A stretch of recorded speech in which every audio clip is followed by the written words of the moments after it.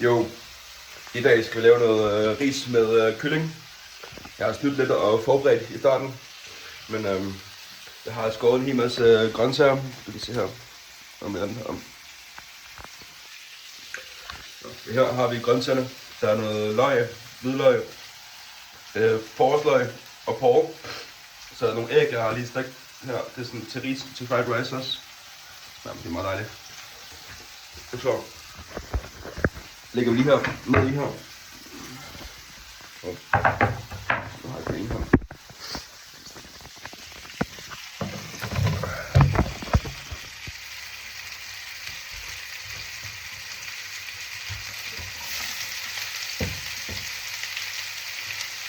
De her skal have cirka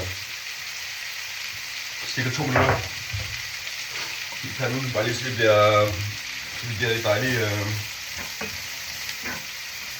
dejligt bløde og ikke så hårde.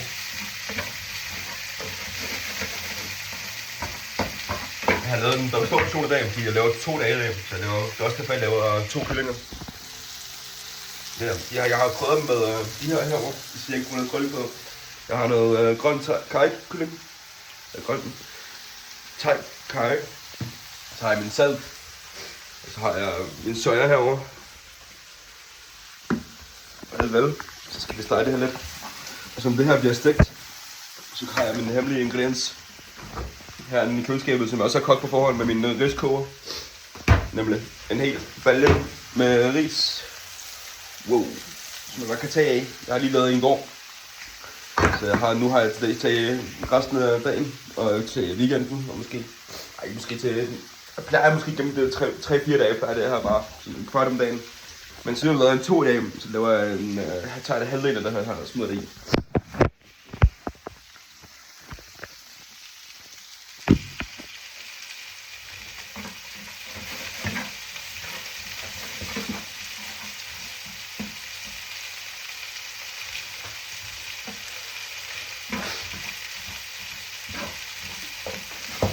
Jeg plejer også at spille musik her, men eftersom jeg filmer video, kan jeg ikke spille musik.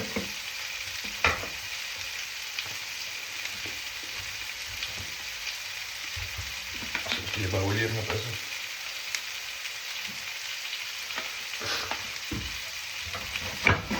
Det her er nogle af dem der værter. Så skal jeg smide med ris i.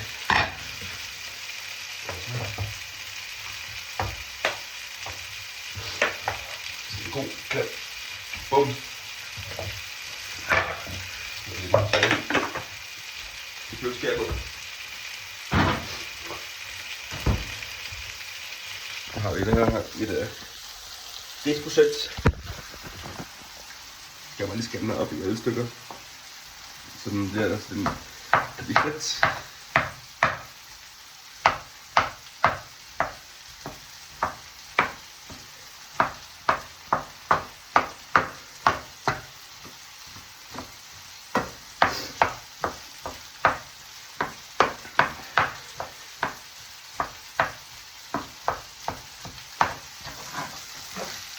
Så smider jeg min æg i her.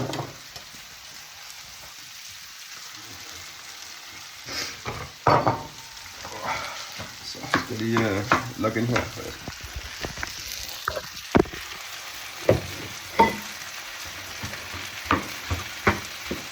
Det er en stor portion, den er fyldt af den hele pande her.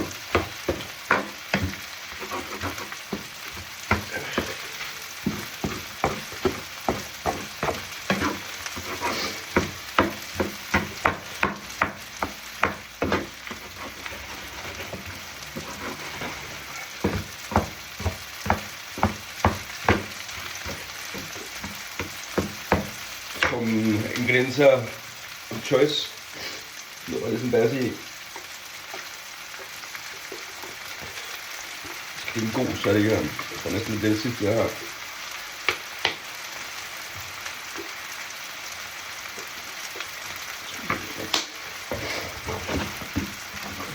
En søk, så det nok. Måske lidt mere.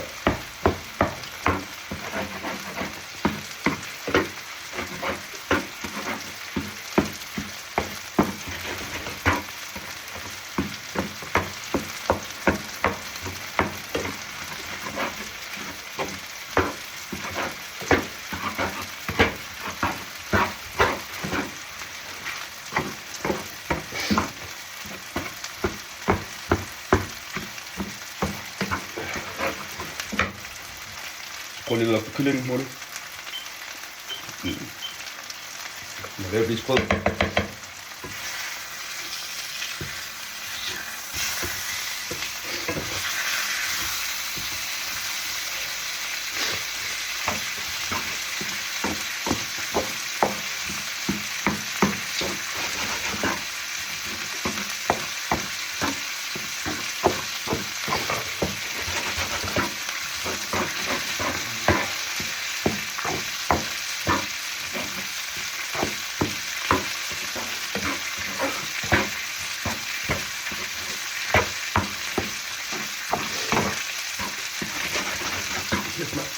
Nu tristes.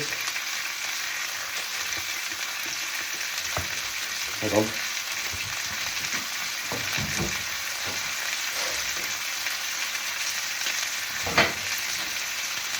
I dag vi føler os lidt special.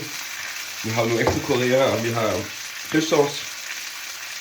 Lille shot. Det bliver også mere salt. Og så har vi oystersauce her, som bliver en lille smule sødme, men også en lidt mere dybde i smagen. Der skal ikke så meget til den her, for den går igennem. Sådan en flæk.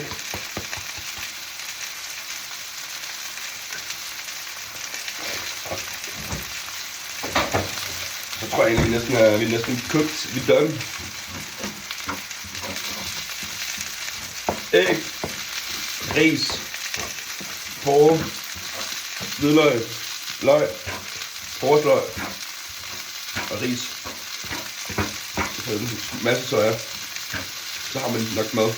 Så skal man lige smide sådan lidt kyllingbryst ovenpå bagefter. Så kan vi prøve at plate det, så det ser lidt pænt ud.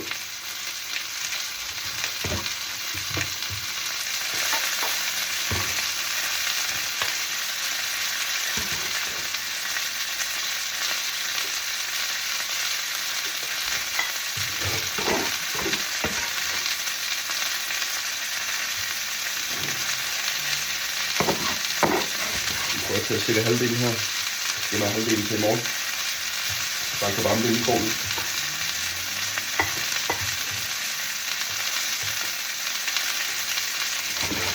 Så er den anden del i en madkasse.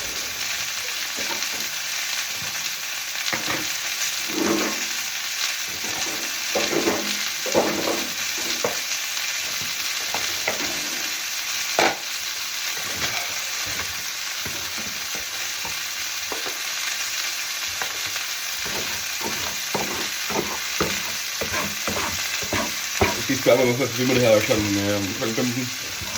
Jeg vil gerne lige fætte den. Jeg gider ikke lade noget nok mere. Så jeg tænkte, jeg vil lave det her lidt tidligt. Så kan jeg bare varme det nok mere. Spise lidt det her nu, og så spise noget resten her.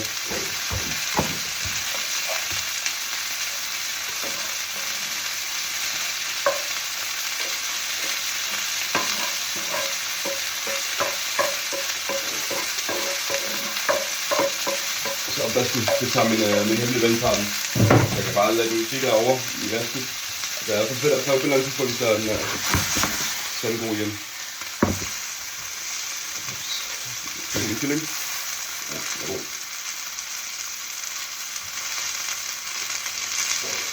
Den anden her nu. Slukker lige på det her. Jeg kan godt lide, at kyllingen er lidt toasty. Så derfor plejer den, og kommer lidt røg nu, kan jeg sige. Så jeg har til i morgen ris, kylling. Så til nu får jeg the final reveal. Skish! Damn. Look at that, look at that. Cooking with Louis, complete.